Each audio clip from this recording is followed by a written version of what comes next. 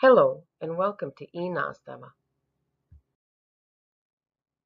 Today's English class is for the fourth year students. So, what do you say? My name is Stephanie Kate Lukač and I'll be your teacher for the day. Today, you're going to differentiate male and female body language. You'll also recognize good and bad presentational skills. For the end, you're going to evaluate a TED Talk. You're going to need something to write with, a notebook, and a device with internet connection. Don't forget that you can pause the video at any time you need. How much do you know about body language? You might think you're a professional when it comes to figuring out what the person is saying without actually saying anything. Give this quiz a go just to see if you really are the pro you think you are, or if these skills need some brushing up. How did you do with the quiz? Did you ace it or flunk it? Well, to help you out, the first link will take you to an article about different types of body language. Read through carefully, because with the second link you've got some matching to do. Now would be a good time to pause the video, although I have to tell you, don't close the article after you've gone through this part just yet, because there's more to come.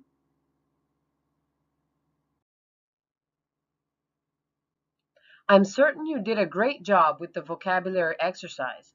Now comes the more challenging part. Please copy the table in your notebooks. I've put up the link one more time in case you forgot what I had mentioned earlier and closed it. You might have noticed near the end of the article that there are two short videos regarding male and female body language. Get them going, and along the way, you'll most likely have to pause that video as well, so you have time to take notes. If you need to watch over it twice, that's fine. As you can see, you'll be writing down the information regarding female body language on the left side and male body language on the right. I've made some subtitles here in the chart to help you out. Once again, pause this video so you can go through the exercise.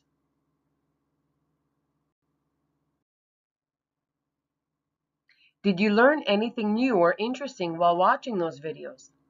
Don't forget that you don't have to have word for word as I've written here. As long as you have the main message, that's what's most important. Well, when it comes to flirting or courtship, I'm sure you'll find some of these things useful for when you come across that girl or boy who you've been eyeing lately. Most of these signals mentioned regarding women, I don't think come as a surprise. If anything, you must have seen this type of body language in films. Her head tilting, her hair flipping, giving the look. I'm sure you've either seen or done this, either consciously or subconsciously. Most of the body language mentioned has to do with femininity and showing off her womanhood. Now, on the other hand, the men. I've got quite a few years on you, and I must say I had to laugh when watching this, because it is so true. First of all, males are less in tune to reading body language than women are. They've even proved it scientifically through the MRI readings. Ladies, take note that men miss the signals you might be sending their way, so you have to be persistent if you want to show him you're interested. The last note here is the typical manly show-off. With that stance, they're showing their masculinity to everyone.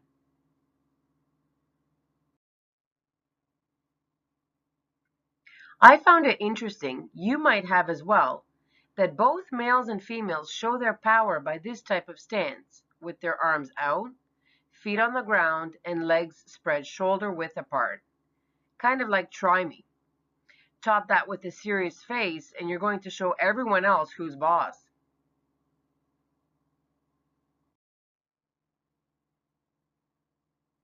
It's interesting that likability and availability are somewhat similar, but it does make sense, doesn't it? It's a lot nicer to see someone who's more relaxed, expressing themselves by smiling, for example. A smile can always brighten your day, can't it?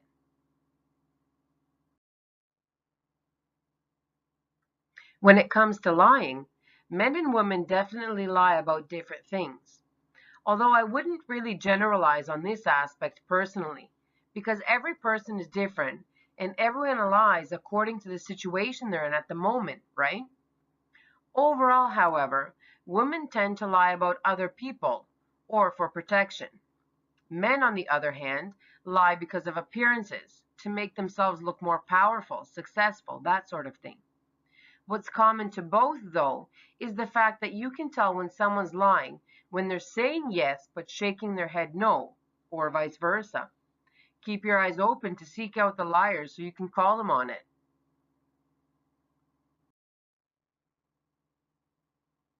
Here you've got a link where it takes you to Google Docs. Please fill in the blanks with one word only. When it comes to the blanks with the root word in brackets, change it into a different form to suit the sentence. You'll be able to check your answers in a bit. For now, pause the video in order to go through this task.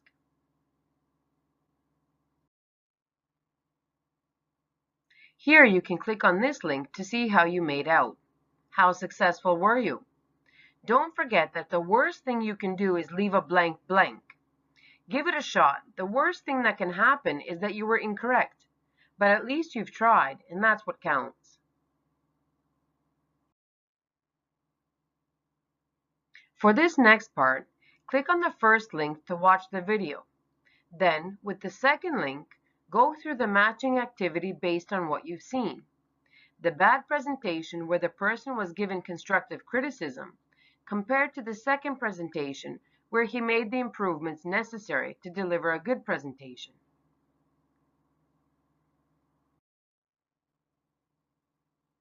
Looking back throughout history, many people have made their mark in the world when giving their own presentation, their speech.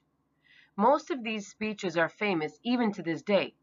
I mean, who hasn't heard of Martin Luther King's I Have a Dream speech?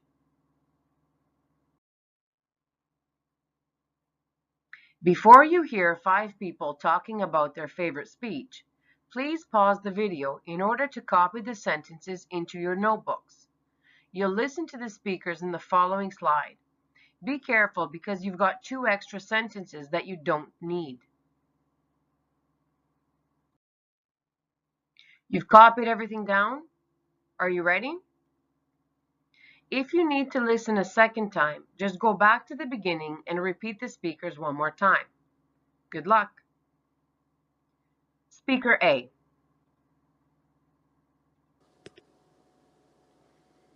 And so, my fellow Americans, ask not what your country can do for you, ask what you can do for your country.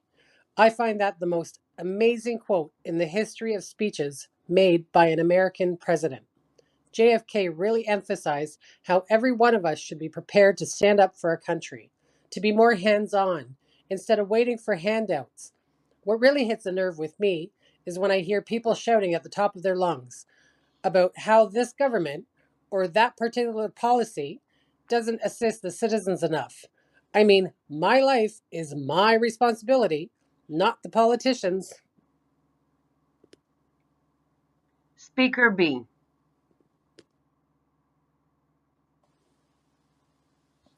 Everyone has heard of the infamous I Have a Dream speech, haven't they? I know almost every sentence by heart. The part that I can relate to the most is I have a dream that one day every valley shall be exalted, and every hill and mountain shall be low. The rough places will be made plain, and the crooked places will be made straight. And the glory of the Lord shall be revealed, and all the flesh shall see it together.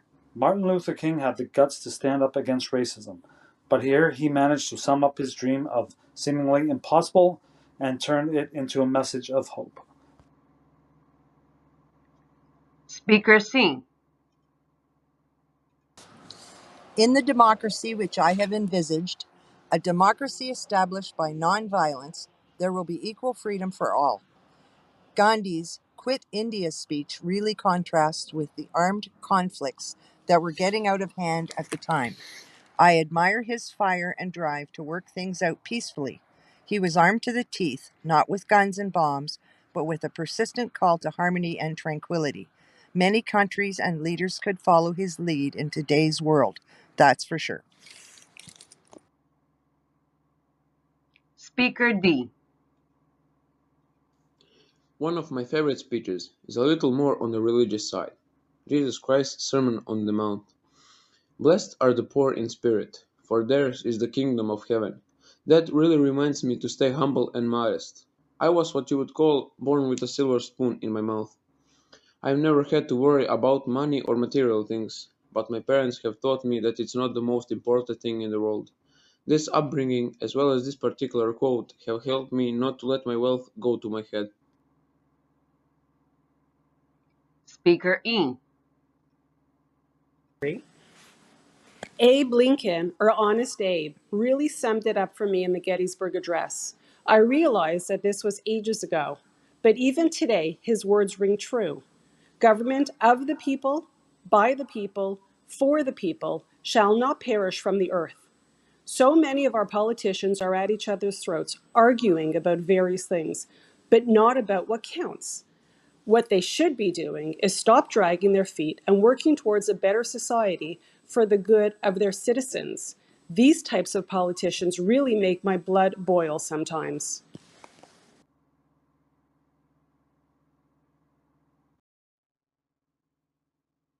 Here you can check over your answers one by one.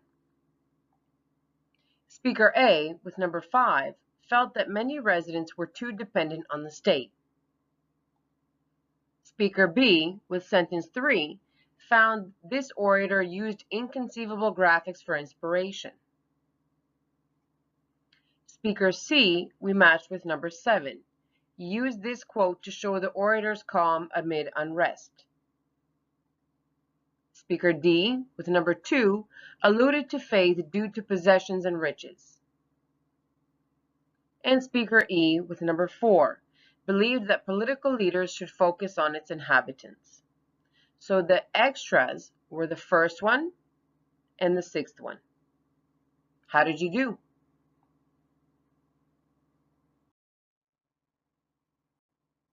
I know you've heard of TED Talks, which can be great inspiration for many of you. They're interesting presentations made by different people, and many have a great or touching message for each one of us, but they're not extremely long, so you don't lose interest. For your final task, please click on the link and go through the list of TED Talks. They've each got a brief description so you get an idea of what it's about. Choose the one that appeals most to you, or your teacher might want to choose for you. Watch the TED Talk and take notes while you're watching it in order to write a review. Hold on for a second before you pause the video to ensure you're going to write your review correctly. Take a look at what you need to have in order to write a successful review. Other than the length of 200 to 250 words, pay attention to the different paragraphs. Your introduction needs to have a brief presentation about the TED Talk you've chosen. In your main body, you're going into a little more descriptive detail. Leave your opinion to the end in the conclusion. Before you sign off, make sure to go through the writing checklist to see if you have everything necessary before you hand your work in. For the end, I just want to say, stay safe and stay healthy, and take care. I hope you enjoyed the lesson.